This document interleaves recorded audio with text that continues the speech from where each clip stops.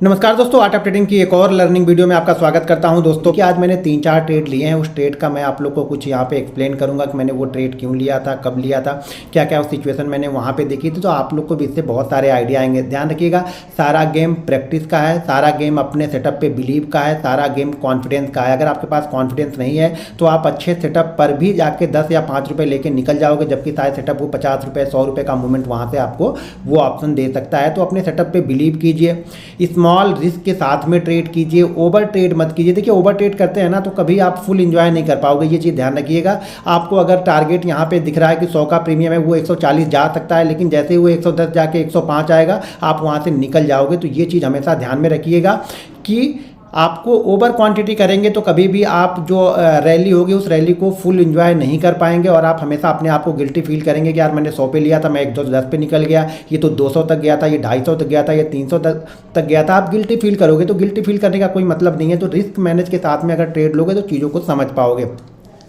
देखिए, आज सुबह सुबह जब मैंने पहला ट्रेड लिया, वो पहला ट्रेड मैंने यहाँ पे लिया। मैं कंटिन्यू बोलता हूँ, पहली और दूसरी कैंडल मेरे लिए बहुत इंपॉर्टेंट होती है। तो यहाँ पे मैंने पहला ट्रेड मैंने यहाँ पे लिया, यहाँ पे मैंने पुट लिया जब ये शूटिंग स्टार कैंडल बनी थी। क्योंकि पहली दूसरी कैंडल शूटिंग स्टार बने या गैप डाउन होने के बाद में पहली और दूसरी तीसरी कैंडल अगर हैमर बन जाए तो मैं वहाँ पर ट्रेड लेने की कोशिश करता हूँ, क्योंकि वहाँ पर मेरा रिस्क छोटा सा होता है। अब यहाँ पर जो मैंने ये ट्रेड लिया, इस ट्रेड के लिए मेरे पास रिस्क कितना था, सिर्फ रिस्क मेरे पास इतना था, ये था 200 के आसपास का। तो मैंने इसका स्टॉप लॉस जो लगा लिया था वो लगा लिया था, मतलब लगा नहीं लिया था, मतलब माइंड में रखा था 43,222। ये मेरा यहाँ पे एसएल था, और ये यहाँ पे ट्रेड मेरा एक्सिक्यूट हुआ था लगभग 140 के आसपास में। जैसे ही 140 138 के लेवल को ब्रेक किया, मैंने यहाँ पे पुट लिया, और ये पुट बहुत ज़बरदस्त, बहुत अच्छा मूवमेंट यहाँ पे करती हुई आई। ये पुट को मैं होल्ड करके रखा था, मुझे लग रहा था कि शायद ये नीचे की साइड में थोड़ा और जा सकता है, लेकिन जैसे ही इसने सपोर्ट लिया इस लेवल पर, ध्यान रखिएगा ये सारा सपोर्ट लेवल है, इसी फ्लो में इसको इस लेवल को ब्रेक करना चाहिए था, तब तो एक नीचे का मूवमेंट यहाँ पे बनता। लेकिन इस फ्लो में इसने यहाँ पे ब्रेक नहीं किया, यहाँ पे इसने होल्ड किया। दो कारण थे इसके। पहला कारण तो ये था कि ऑलरेडी ये 280 से आ रहा था और ऑलरेडी यहाँ पे आ गया था ये 43,000 के आसपास, तो 300 पॉइंट की मूवमेंट हो चुकी थी।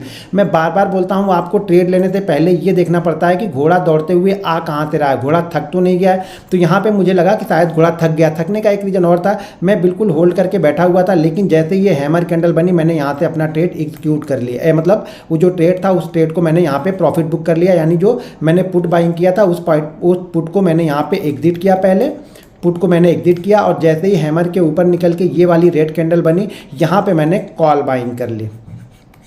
यहाँ पे मैंने पुट ले लिया, यहाँ पे मैंने कॉल बाइंग की। कॉल बाइंग की पुट मैंने क्यों बाइंग की थी, क्योंकि यहाँ पे पहली दूसरी कैंडल, मैं 1-2 दिन पहले भी आप लोग को बताया था कि जैसे ही पहली दूसरी कैंडल बनी थी वहाँ पे शूटिंग स्टार मैंने यहाँ पे पुट लिया, और जैसे ही यहाँ पे हैमर बनी, हैमर के बाद 1-2 कैंडल ये सस्टेन हुई, तो इस रेंज के ऊपर जैसे ये 43,040 43,042 के ऊपर निकला, मैंने यहाँ पे कॉल ले लिया। और ऑलरेडी मैंने यहाँ पे आप लोग को बताया हुआ था कि 42,800 से लेकर 42,950 ये स्ट्रॉन्ग सपोर्ट जोन है। ध्यान रखिएगा, सपोर्ट जोन का मतलब क्या होता है, मैं इसकी एक प्रॉपर वीडियो आप लोग के लिए बताऊंगा कि उस रेंज को आप कैसे आइडेंटिफाई कर सकते हो। इस वीडियो को लाइक और शेयर जरूर करते रहिएगा। यहाँ पे मैंने कॉल बाइंग की, और कॉल को देखिए, ये कॉल कंटिन्यू यहाँ तक आई। इस कॉल को देखिएगा ध्यान से, तो यहाँ तक आई 140 के आसपास आई, और 140 के आसपास आने के बाद में भी इसने पिछली कैंडल के लो को ब्रेक नहीं किया क्लोजिंग बेसिस पे। एक बार गया जरूर, लेकिन देखिए जब आप इतने प्रॉफिट ले लेते हो ना तो थोड़ा सा रिस्क आपको बनता है। हाँ, लेकिन ये ध्यान रखिएगा, इस प्रॉफिट को मैं पूरे लॉस में कन्वर्ट करने वाला नहीं था। तो इस प्रॉफिट का कुछ हिस्सा होल्ड करके मैंने 20% पे ये रिस्क लिया, और 20% का रिस्क लेके मैंने यहाँ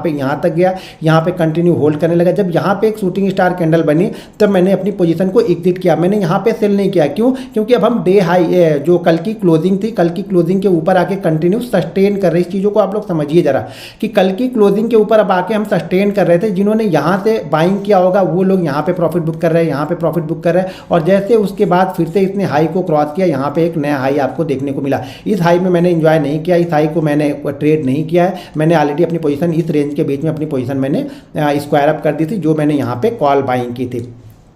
उसके बाद जैसे ही यहाँ पे अपना लॉन्ग लेग डोजी बनी, मैंने यहाँ पे एक पुट लिया, छोटा सा ट्रेड। देखिए, एक बार प्रॉफिट हो जाने के बाद ना ये पूरे प्रॉफिट को मैं रिस्क नहीं ले सकता हूँ, तो मैं छोटे छोटे ट्रेड लेते रहता हूँ। तो यहाँ पे मैंने छोटा ट्रेड लिया, यहाँ पे मुझे प्रॉफिट हुआ। फिर से मुझे हैमर कैंडल दिखी, हैमर का मैंने एसएल लगाया, और वापस यहाँ पे मैंने बाइंग किया कॉल को, और ये कॉल कंटिन्यू यहाँ पे जब वापस जाके ये नीचे आने लगा, क्योंकि मेरा टारगेट ही 333 के आसपास था, ये 321 का हाई लगा के जैसे ये वापस आने लगा, मैंने यहाँ पे अपनी प्रॉफिट बुकिंग कर ली। अब पोजीशन यहाँ पे 0 है, नील पोजीशन है मेरे पास। तो मैंने 4 ट्रेड लिए, चारों ट्रेड के रीजन, पहला यहाँ पे शूटिंग स्टार बना, सेकंड कैंडल मैंने यहाँ पे ट्रेड लिया।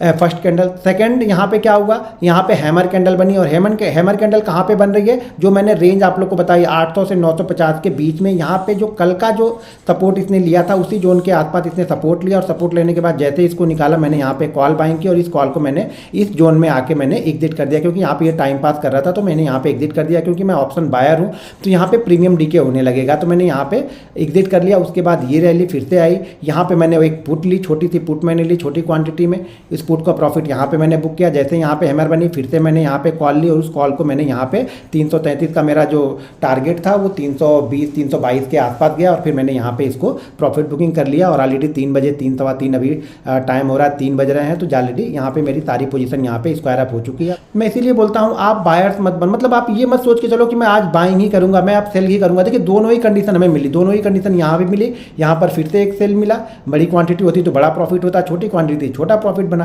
क्योंकि ऑलरेडी हम जब प्रॉफिट ले चुके होते हैं तो हमेशा पहला मेरा उद्देश्य क्या होना चाहिए कि जो प्रॉफिट, जो मेहनत करके आज हमने पैसा बनाया है उस पैसे को पहले होल्ड करके घर लेके जाऊं, क्योंकि मैंने प्रॉफिट बनाने के लिए सारी रिसर्च की थी, और प्रॉफिट बन गया तो उस प्रॉफिट को होल्ड कीजिए। छोटा सा यहाँ पे लिया, ऊपर की साइड में गया। अब दो चीज़ें मैं यहाँ पे आप लोग को बताता हूँ, ध्यान से देखिएगा जरा चार्ट को, इस चार्ट को ध्यान से देखिएगा। ये सपोर्ट लेवल मैंने क्यों डिसाइड किया, यहाँ पे देखिए कल का जो लो बना, कल के लो के आसपास एक ऊपर की साइड में यहाँ पे ट्रेंड लाइन बनी, ठीक है, ट्रेंड लाइन बनी, ठीक है। लेकिन जैसे हम नीचे की साइड में आए, कल वाले लो के आसपास आके हमने सपोर्ट लिया, जो कल वाला प्रीवियस लो था, ध्यान रखिएगा, कल वाले प्रीवियस लो के आसपास हमने आके सपोर्ट लिया, और यहाँ से जैसे हम ऊपर निकले कभी भी हमने पिछले लो को ब्रेक नहीं किया है। ये सबसे अच्छी स्ट्रेंथ होती है बाइंग के लिए, आपको ये ध्यान रखना पड़ेगा। किसी भी समय हमने पिछले लो को यहाँ पे ब्रेक नहीं किया है। अगर एक बार हमने लो बनाया है, मेन जो हमारा लो बन गया यहाँ पे, इस लो को हमने वापस टच नहीं किया, यहाँ पे आया ऊपर गए, इस लो को हमने टच नहीं किया, यहाँ से वापस ऊपर गए, इस लो को हमने टच नहीं किया, और यहाँ से धीरे धीरे करके हम ऊपर की साइड में निकल रहे। अगर छोटा छोटा ट्रेड लेना होगा तो हम इस लो को एसएल लगा के कंटिन्यू यहाँ पे ट्रेड कर सकते थे, लेकिन चीज़ों को पहले समझना होगा। देखिए आंख बंद करने से पैसा नहीं बनेगा, कुछ भी जाके कहीं पर खरीदोगे तो पैसा नहीं बनेगा। सबसे पहला जरूरी होता है कि रिस्क कितना है। अब इस दोनों ट्रेड में रिस्क देखिए छोटे छोटे थे। मैं बार बार बोलता हूँ कि कैंडल स्टिक मैं छोड़ता नहीं, हैमर और शूटिंग स्टार मेरे लिए फेवरेट है। ये प्राइस एक्शन में सबसे पहले आपको इंडिकेट करता है कि मार्केट ऊपर या नीचे का ट्रेड करेगा। एक बहुत अच्छा डाउनफॉल होने के बाद हैमर मैं ट्रेड करूंगा ही करूंगा, ये मेरे डीएनए में हो, समझ लो आप, ये डीएनए में मैंने घुसा लिया है अपने कि हैमर को मैं छोड़ूंगा नहीं, लेकिन मेरी कंडीशन में बने। मेरी कंडीशन क्या है, मैंने हैमर की कैंडल स्टिक वीडियो बना के रखी हुई है। अगर आपको नई वीडियो चाहिए तो वीडियो के नीचे मुझे कमेंट करके बताइएगा, तो मैं बताऊंगा। और हायर हाई को किस तरीके से ट्रेड करना है या फिर लोअर हाई को किस तरीके से ट्रेड करना है, इसकी भी मैं वीडियो आप लोग के लिए जल्दी बनाऊंगा। इस वीडियो पे फटाफट लाइक और शेयर आप लोग जरूर करते रहिए। देखिए मार्केट अगर आपने 2-3 साल नहीं दिए ना तो मार्केट में आपका आना बेकार है, आपका पैसा जाएगा ही जाएगा। प्रोसेस पे ध्यान करो, मैं बार बार बोलता हूँ प्रोसेस पे ध्यान रखो, रिजल्ट आपको मिलेगा ही मिलेगा। साल 1.5 साल की मेहनत है, साल 1.5 साल की मेहनत में अगर आपने प्रॉफिट लॉस दिमाग से निकाल दिया, छोटी छोटी क्वांटिटी से आपने ट्रेड किया, अपने डिसिप्लिन बनाए, अपने रूल्स बनाए और उस रूल्स को आप फॉलो कर रहे हैं ना, तो आप बहुत अच्छे ट्रेडर बनोगे। दोस्तों वीडियो पसंद आए तो वीडियो को लाइक और शेयर जरूर करते रहिएगा। मिलते हैं नेक्स्ट वीडियो में। जय हिंद।